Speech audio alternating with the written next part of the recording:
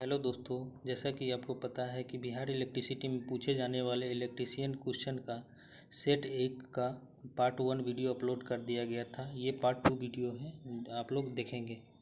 चलिए शुरू करते हैं। Question number 57। Number 57, single phase प्रेरण मोटर में सहायक वांडी समानतः उस कट ऑफ हो हो जाती है जब निम्नलिखित के अलावा शेष मोटरों के एक निश्चित स्पीड आ जाती है। तो ऑप्शन सुनिएगा। पहला ऑप्शन है छायित मोटर, पोल मोटर। दूसरा ऑप्शन है capacitor start capacitor run motor. तीसरा ऑप्शन हुआ कैपेसिटर स्टार्ट मोटर। और चौथा ऑप्शन हुआ विभक्त फेज मोटर। तो क्वेश्चन नंबर 57 का आंसर हो जाएगा 57 का 2 हो जाएगा कैपेसिटर स्टार्ट व कैपेसिटर रन मोटर। चलिए क्वेश्चन नंबर 58 की तरफ चलते हैं। क्वेश्चन नंबर 58, विद्युत ऊर्जा की इकाई क्या होती है? तो ऑप्शन है पहला वाट घंटा, दूसरा वोल्ट एम्पियर घंटा, तीसरा वाट सेकेंड, चौथा जूल घंटा। तो विद्युत ऊर्जा की इकाई 58 नंबर क्वेश्चन का हो जाएगा वोल्ट एम्पियर, ऑप्शन नंबर 2। चलिए क्वेश्चन नंबर 59 पे चलते हैं। कौन सी मोटर सबसे कम शोर मचाती है? तो ऑप्शन है पहला कैपेसिटर मोटर, दूसरा इन्वर्टर मोटर, तीसरा छायित मोटर और चौथा हिस्टैरिसीस मोटर। तो क्वेश्चन नंबर 59 का आंसर हो जाएगा 4 हिस्टैरिसीस मोटर। हिस्टैरिसीस मोटर जो होता है वो सबसे कम शोर करती है। चलिए क्वेश्चन नंबर 60 का करते हैं। कैपेसिटर स्टार्ट मोटर में कैपेसिटर निम्न में से के साथ श्रेणी में लगा होता है।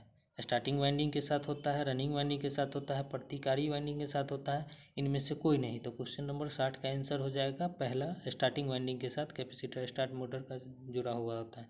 चलिए क्वेश्चन नंबर 61 का बात करते हैं। उच्च गुणवत्ता वाले टैप रिकॉर्डर व रिकॉर्ड प्लेयर के लिए हिस्टैरिसीस मोटर के प्रयोग का मुख्य कारण क्या है? चलिए ऑप्शन है इसका पहला इसकी स्पीड स्थिर रहती है, दूसरा यह स्थितिक बल आघूर्ण बनाती है, तीसरा इसे किसी अपकेंद्री स्विच की आवश्यकता नहीं होती है, चौथा इसके प्रचालन में यांत्रिक कंपन से कोई प्रभाव नहीं पड़ता। तो क्वेश्चन नंबर 61 का आंसर हो जाएगा 3, इसके किसी अपकेंद्री स्विच की आवश्यकता नहीं होती है। चलिए 62 का हो गया। इन्वर्सन मोटर चलती है। इन्वर्सन मोटर चलती है कैसे? कम स्पार्किंग के साथ और डीसी सप्लाई के उच्च स्पीड से। कम स्पार्किंग के साथ और डीसी सप्लाई के उच्च स्पीड से, एसी और डीसी सप्लाई दोनों के समान स्पीड पे। और चौथा ऑप्शन हो गया एसी सप्लाई पर उच्च स्पीड से लेकिन शाखाओं पर अधिक स्पार्किंग के साथ। तो क्वेश्चन नंबर 62 का आंसर हो गया 3, एसी और डीसी दोनों सप्लाई पे इन्वर्सन मोटर चलती है। चलिए क्वेश्चन नंबर 63 की तरफ चलेंगे हम लोग। आमतौर पर निम्न में से किस प्रणाली का प्रयोग नहीं किया जाता है? आमतौर पर जो प्रणाली होता है कौन सा होता है? 3 phase 4 wire, 3 phase 3 wire, single phase 3 wire.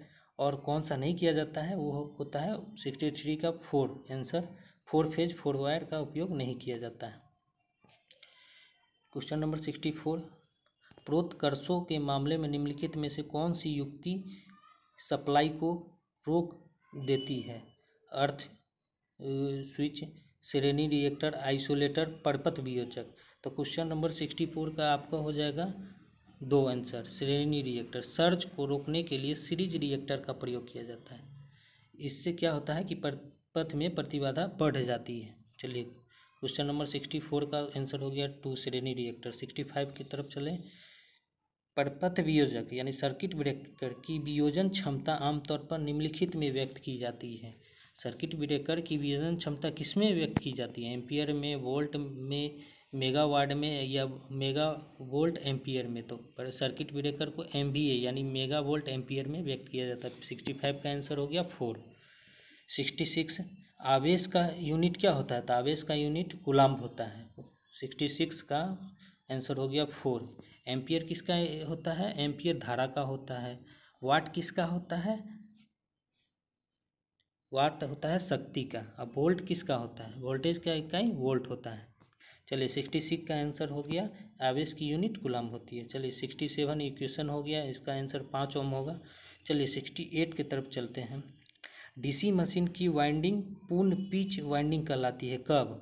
DC machine की वाइंडिंग पूर्ण पिच की वाइंडिंग कब कहलाएगी? जब वाइंडिंग पिच पोल पिच बराबर होगा, वाइंडिंग पिच पोल पिच से बड़ा होगा, वाइंडिंग पिच छोटा होगा पोल पिच से, या दोनों के बीच कोई संबंध नहीं तो 61 का आंसर हो गया एक वाइंडिंग पिच और पोल पिच जो बराबर हो गए।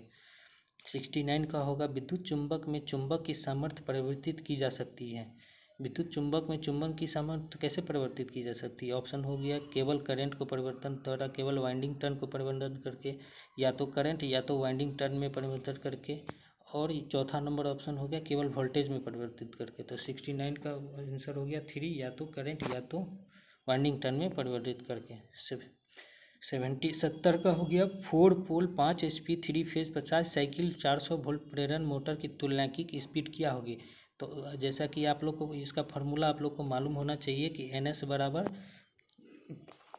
बराबर क्या होता है 120 F/P होता है। तो उस स्पीड पे उस फार्मूला पे बिठा लेंगे तो इसका आंसर हो जाएगा 1500 RPM। चलिए ठीक है, 71 क्वेश्चन पे चलते हैं। 3 फेज प्रेरण मोटर की स्पीड क्या होती है? तुल्यकालिक स्पीड से कम होती है, तुल्यकालिक स्पीड के बराबर होती है, तुल्यकालिक स्पीड से अधिक होती है, घूर्णी चुंबकीय फील्ड के स्पीड के बराबर होती है। तो 3 फेज प्रेरण मोटर की स्पीड तुल्यकालिक स्पीड से कम होती है। 71 का आंसर हो गया 1। 72 की तरफ चलते हैं। 3 फेज प्रेरण मोटर का स्टार्टर निम्नलिखित में से कौन सा नहीं है? सीधे online starter, star delta starter, slip ring motor starter, 3 point starter. तो 72 का आंसर हो गया 3 पिन स्टार्टर 4। और 73 का चलते हैं। अर्थवायर की पहचान के लिए अंतर्राष्ट्रीय वन कोड क्या है? अर्थवायर का पहचान क्या होता है? अर्थवायर को हम लोग हरा रंग से पहचानते हैं। 73 का 4 हो गया। 74 की ओर चलते हैं। भारतीय विद्युत अधिनियम 1956 में से कौन सा नियम ओवरहेड लाइनों में सबसे निचले चालक की भूमि की ऊंचाई को दी गई है? तो रूल नंबर 77 में दिया गया है, निचले के लिए दिया गया है। चलिए 75 चलते हैं। ऑसिलेटर परिवर्तित करता है। ऑसिलेटर क्या चीज़ को परिवर्तित करता है? AC को DC में, AC वोल्टेज को DC वोल्टेज में, DC को AC वांछित आवृत्ति में, क्षीण सिग्नल को परिवर्तित सिग्नल में। तो ऑसिलेटर क्या करता है? DC को AC फ्रीक्वेंसी में करता है वांछित, यानी कि 75 का C हो गया तीसरा नंबर। 76 की ओर चलते हैं। निम्न में से कौन सा विद्युत का चालक नहीं है? तो आपको पता ही होगा विद्युत का चालक इसमें से प्लास्टिक नहीं है, बाकी सब विद्युत का चालक है। वोल्ट मीटर की परास बढ़ाने के लिए निम्न में से किसका प्रयोग करते हैं? तो वोल्ट मीटर की परास बढ़ाने के लिए ऑप्शन सुनिएगा। पहला मल्टीप्लायर प्रतिरोधक शंट, और तीसरा हो गया कैपेसिटर, चौथा इनमें से नहीं कोई नहीं। तो वोल्ट मीटर की परास बढ़ाने के लिए उच्च मान का प्रतिरोध करते हैं। 77 का 1 हो गया मल्टीप्लायर प्रतिरोधक। चलिए क्वेश्चन नंबर 78 पे चलते हैं। परपथ AC हो या DC किसी इलेक्ट्रॉनिक कंपोनेंट में धारा प्रवाहित का परिणाम घटाने में सबसे प्रभावी क्या होता है? परपथ में धारा परिमाण की कौन घटाता है? प्रतिरोध, रेजिस्टेंस घटाता है। चलिए दोस्तों, आप नेक्स्ट पार्ट के लिए C के लिए अब अगले दिन वीडियो अपलोड कर दिया जाएगा। अगर आप मेरे चैनल पे नए हैं तो मेरे चैनल को सब्सक्राइब कर लें और बेल आइकन को दबा दें, ताकि आपको नए नए वीडियो बिहार इलेक्ट्रिसिटी से रिलेटेड मिलते रहेंगे। तब तक के लिए धन्यवाद।